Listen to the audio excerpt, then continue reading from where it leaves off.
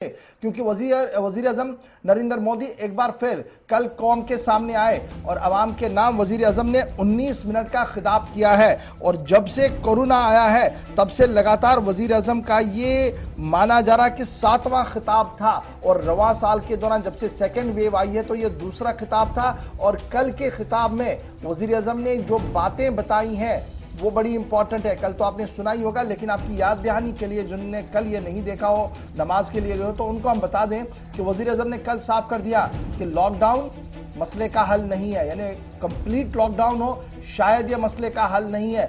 Lockdown एक आखिरी option होना चाहिए, लेकिन लॉकडाउन से पहले स्टेट गवर्नमेंट्स को बड़ा रोल निभाना होगा। और उसके बाद मोहल्ला कमेटियों तक भी बात चली गई, रेजिडेंशियल वेलफेयर कमेटियों तक भी बात चली गई कि वो अगर खुद बाहर आकर एहतमाम करें तो माइक्रो कंटेनमेंट जोन्स भी नहीं बन पाएंगे और बड़ी सूरत हाल बेहतर हो सकती है। यानी अवामी इश्तराक की कल एक बार फिर वजीर आजम ने अपील की है और अवाम से कहा है कि बड़ा कदम उठाने से पहले अगर अवाम ताउन दे तो इस दूसरी लहर से भी बचा जा सकता है।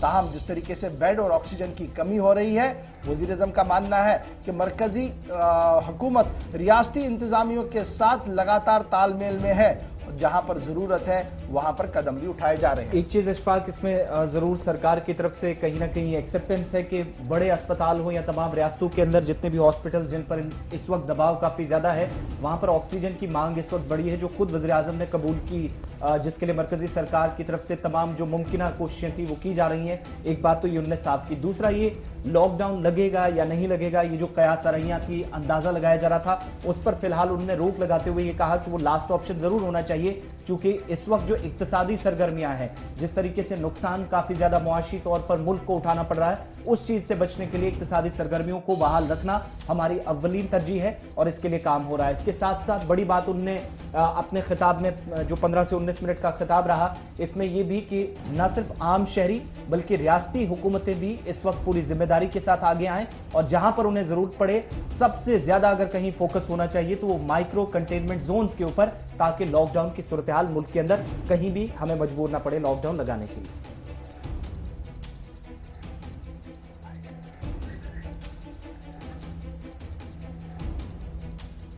हमें देश को लॉकडाउन से बचाना है। मैं राज्यों से भी अनुरोध करूंगा कि वो लॉकडाउन को अंतिम विकल्प के रूप में ही इस्तेमाल करें। लॉकडाउन से बचने की भरपूर कोशिश करनी है और माइक्रो कंटेनमेंट जोन पर ही ध्यान केंद्रित करना है।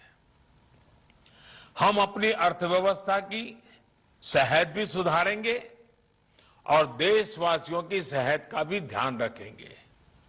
साथियों, आज नवरात्रि का आखिरी दिन है।